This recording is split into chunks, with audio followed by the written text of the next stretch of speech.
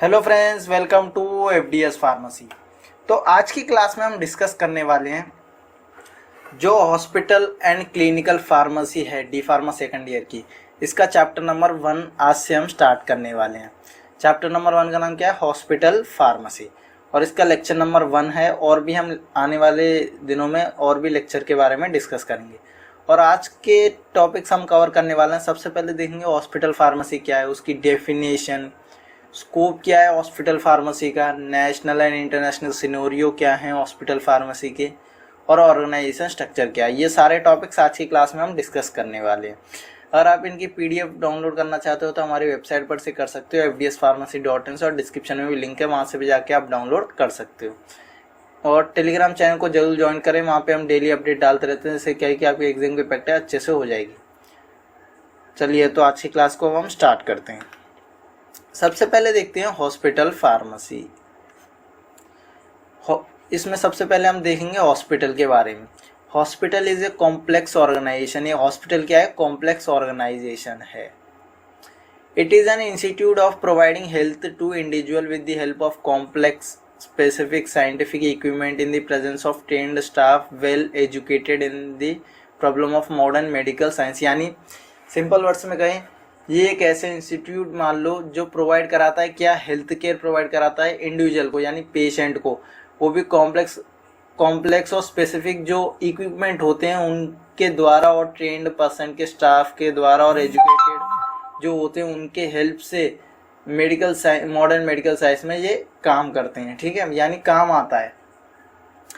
As per WHO, hospital और the reservoir of critical resource and knowledge. यानी WHO के according देखें, WHO के अकॉर्डिंग तो हॉस्पिटल जो है एक रिजर्वायर है जिसमें क्रिटिकल रिसोर्सेज और नॉलेज हैं।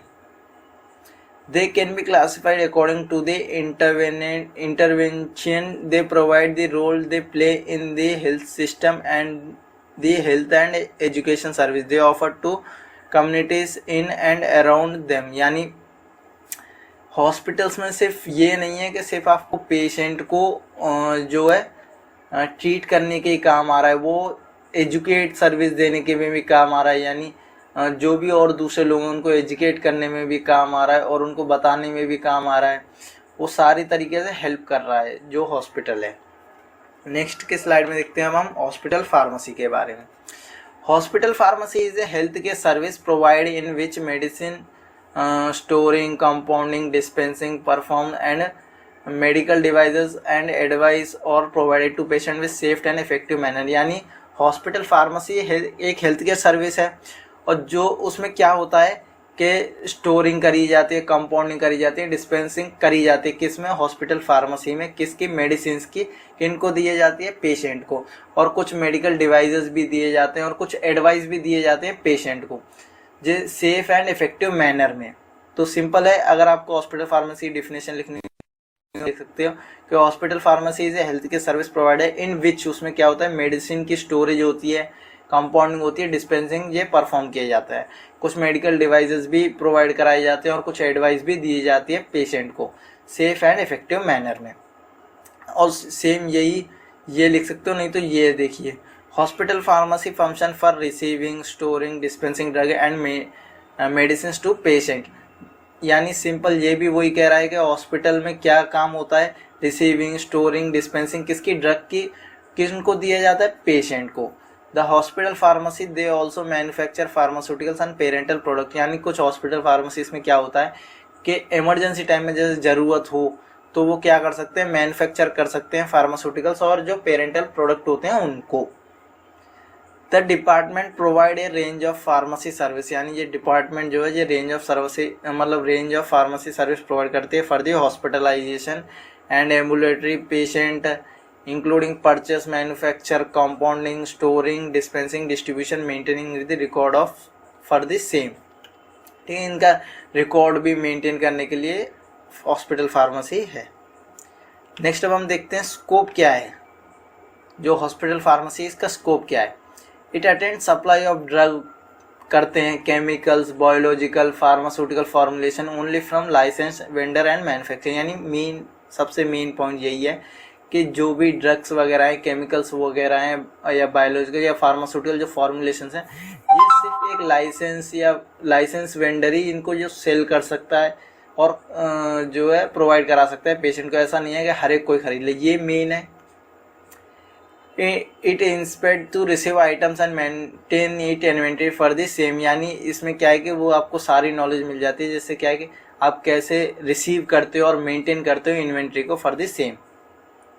इट डिस्पेंस ड्रग डिस्पेंसिंग और केमिकल्स और pharmaceutical preparation to the patient, ये सारी चीज़ें भी इसमें है। इस मतलब हॉस्पिटल फार्मेसी हेल्प मिलती है। और ये record, it keep a record of all narcotic drug and alcoholic received and issued, यानी ये सारी चीज़ों का रिकॉर्ड रखते हैं हॉस्पिटल, मतलब जो नार्कोटिक ड्रग है उसकी, एल्कोहलिक जो रिसीव है उसकी इशूड की जाती है। It predict the demand for drug, यानी ये मतलब डिमांड ड्रग की ये प्रिडिक्ट कर सकते हैं, यानी ड्रग की कितनी ज़रूरत है और आगे हमें समय में कितनी ज़रूरत पड़ सकती है, केमिकल्स की, एंटीबायोटिक्स की या बायोलॉजिकल्स की या रेडियो फार्मास्यूटिकल्स की एक्स्ट्रा, ये क्या कहता है प्रिडिक्ट कर सकते हैं, यानी अनुमान लगा सकते हैं। Take suitable step to fulfil the demands, यानी वो सूटेबल स्टेप्स मतलब कुछ स्टेप्स लेते हैं डिमांड को फुलफिल करने के लिए। It keep a record of each supply dispense, यानी वो सारे जो मतलब डिस्पेंस होते हैं उन सारी का रिकॉर्ड रखा जाता है। It manufacture large volume parenteral and other drug preparation in case of inability high cost. It keep a record of each supply dispense, यानी वो सारे रिकॉर्ड रखते हैं जो भी ड्रग डिस्पेंस किए गए हैं। It manufacture large volume parenteral and other drug preparation in case of inability, यानी इनमें इतनी कैपेबिलिटी होती है कि ये लार्ज वॉल्यूम पे पेरेंटल और जो ड्रग प्रिपरेशन है वो कर सकते हैं इन द केस ऑफ अनएबिलिटी, मतलब जब कमी हो, जब या हाई कॉस्ट हो या लैक ऑफ ऑथेंटिक वेंडर या कॉशन की वजह से, अगर किसी भी कंडीशन में इनको बनाने की ज़रूरत हो तो ये बना सकते हैं। It discuss about the drug related information, यानी ये ड्रग रिलेटेड इन्फॉर्मेशन डिस्कस करते हैं with the medical staff, resident, nurse के साथ, नर्स मतलब जो हेल्थ केयर टीम है उनके साथ और जो पेशेंट है उनके साथ। It participate in minimising the indication of illness and improve the general health of population, यानी ये पार्टिसिपेट करते हैं किसमें, मिनिमाइज करने के इंसिडेंस ऑफ इलनेस, यानी इंसिडेंस जो होते हैं इलनेस के, यानी जो बीमारियों के इंसिडेंट होते हैं उनको मिनिमाइज कैसे कर सकते हैं उसमें ये पार्टिसिपेट करते हैं। और improve the general health of population, यानी इम्प्रूव करते हैं जनरल हेल्थ किसकी, पॉपुलेशन की। नेक्स्ट देखते हैं, अब हम नेक्स्ट देखते हैं national and international scenario of the hospital pharmacy. The third largest group of health care profession in the world is pharmacist, यानी जो फार्मासिस्ट है ये third largest health care profession है। क्या है ये third largest health care profession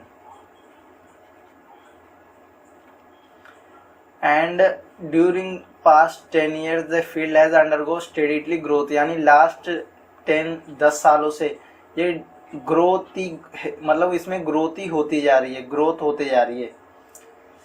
Conveniently, the role of pharmacist is to manufacture and dispense drug, but the role is now evolving and the pharmacist play role of essential team members in the care of patient, यानी पहले क्या था कि pharmacist का सिर्फ ये काम था कि वो मैन्युफैक्चर में हेल्प करता था और डिस्पेंसिंग ड्रग में हेल्प करता था, लेकिन अब क्या हो गया है कि वो एक हेल्थ केयर प्रोफेशन मतलब हेल्थ केयर टीम के साथ वर्क करता है, यानी पेशेंट की केयर के लिए, यानी पेशेंट मतलब वो मेडिसिन भी लिख सकता है और मेन बात ये है कि वो पेशेंट की केयर में भी वो अब अपना जो है योगदान दे रहे हैं। In many parts of world the focus has switched from product centre service to patient centre service, यानी मतलब वर्ल्ड में बहुत ही कंट्रीज में ऐसा है कि उनको जो फार्मासिस्ट की जॉब है वो स्विच कर दी गई है। जैसे उनके पहले था प्रोडक्ट सेंटर सर्विस थी उनकी, मतलब प्रोडक्ट बनाने में मैन्युफैक्चर में काम करते, लेकिन वो अब क्या हुआ है पेशेंट सेंटर सर्विस, यानी वो अब पेशेंट की भी केयर कर सकते हैं। Patient education and counselling, illness prevention, health promotion, various disease state management and offering specific clinical advice to the health care profession, ये सारी चीज़ों में भी वो आजकल हेल्प कर रहे हैं। As a result of complexity, caused by growth in variety of drug and poor complications. Next देखते हैं, the pharmacy profession still lags beyond in developing nation in comparison to industry nation. In neither the general public or nor healthcare professions have even regarded pharmacy specialists and compound of healthcare team. यानी अभी भी कुछ Nations ऐसे हैं या कुछ countries ऐसे हैं जिसमें फार्मासिस्ट की सिर्फ वो इंडस्ट्रीज में ही देख रहे हैं कि खाली ये इंडस्ट्रीज में ही काम कर सकते हैं, वो हेल्थ केयर टीम के साथ काम to reduce the responsibility of doctor and enhance the standard of care. Many industries countries like Australia, United Kingdom and have also granted pharmacists to write prescription. यानी मतलब डॉक्टर की responsibility को कम करने के लिए और मतलब स्टैंडर्ड केयर बढ़ाने के लिए, यानी पेशेंट को सारे मतलब डिटेल मिल सकें और अच्छी तरीके से काम हो सके। जो डेवलप्ड इंडस्ट्रीज कंट्रीज हैं जैसे Australia, United kingdom, United state, ये क्या है कि ये फार्मासिस्ट को राइट देते हैं कि वो प्रिस्क्रिप्शन लिख सकते हैं। Pharmacist have granted to ability to prescribe medicine for some disease in nations like UK. यानी वही बात है कि फार्मासिस्ट के पास ग्रांट है कि वो कुछ मेडिसिन प्रिस्क्राइब कर सकते हैं सम डिसीज के लिए, जैसे यूके हो गया। The WHO adopt the good pharmacy practice guideline which is created by the FIP declared that a pharmacist top priority should be patient welfare। यानी WHO जो गुड फार्मेसी गाइडलाइंस हैं वो क्रिएट करी गई थी FIP डिक्लेयर के द्वारा, और उसमें क्या है कि फार्मासिस्ट का टॉप प्रायोरिटी है कि वो पेशेंट वेलफेयर में अपना जो है हेल्प करें। Hospital pharmacist are expected to deliver high quality patient care by implement both clinical and standard pharmacy service. यानी हॉस्पिटल फार्मासिस्ट है ये एक्सेप्ट करते हैं कि डिलीवर, इनका ये काम होता है कि high quality patient care provide कराएं, implement both clinical and standard pharmacy service provide कराएं। नेक्स्ट देखते हैं, but due to difference in health structure, मतलब हेल्थ स्ट्रक्चर की डिफरेंस की वजह से public policies and economical resource culture norms, education system, the nature and scope provided by the service may change across different locations। यानी वही बात है कि अलग अलग लोकेशंस पे फार्मासिस्ट का अलग अलग काम है। Pharmacist in India have the potential to play largest role in patient care. यानी फार्मासिस्ट इंडिया में वो एक लार्जेस्ट रोल प्ले कर सकते हैं पेशेंट केयर में, but it can be challenging, वो एक चैलेंजिंग है to define those obligations and get hospital administration, the government and patient to acknowledge them. यानी कर सकते हैं लेकिन ये अलाउ नहीं है, मतलब वो अपने हॉस्पिटल एडमिनिस्ट्रेशन में काम कर सकते हैं और गवर्नमेंट और मतलब पेशेंट को वो एक्नॉलेज कर सकते हैं, मतलब उनको नॉलेज दे सकते हैं सारी चीज़ों के बारे में। The clinical pharmacist role is still not well understand by the health care profession. यानी क्लिनिकल फार्मासिस्ट का जो रोल है अभी तक पता नहीं कर पाए, मतलब समझ में नहीं आ पाए कि हेल्थ केयर प्रोफेशन में उनका काम क्या है इन कम्युनिटी इन इंडिया में। Where the pharmacy profession is more industry centred than patient care. यानी अभी तक मतलब इंडिया में यही चल रहा है कि जो फार्मेसी प्रोफेशन है ये इंडस्ट्री सेंटर्ड है, ये पेशेंट केयर सेंटर के लिए नहीं है।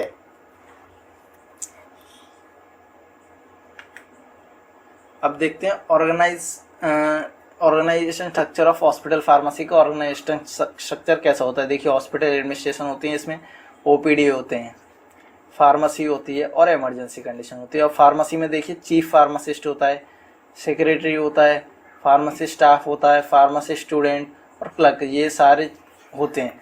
इनके लिए अलग अलग एजुकेशन और क्वालिफिकेशन रिक्वायर्ड है अगर आपको वो पोस्ट चाहिए तो, ठीक है।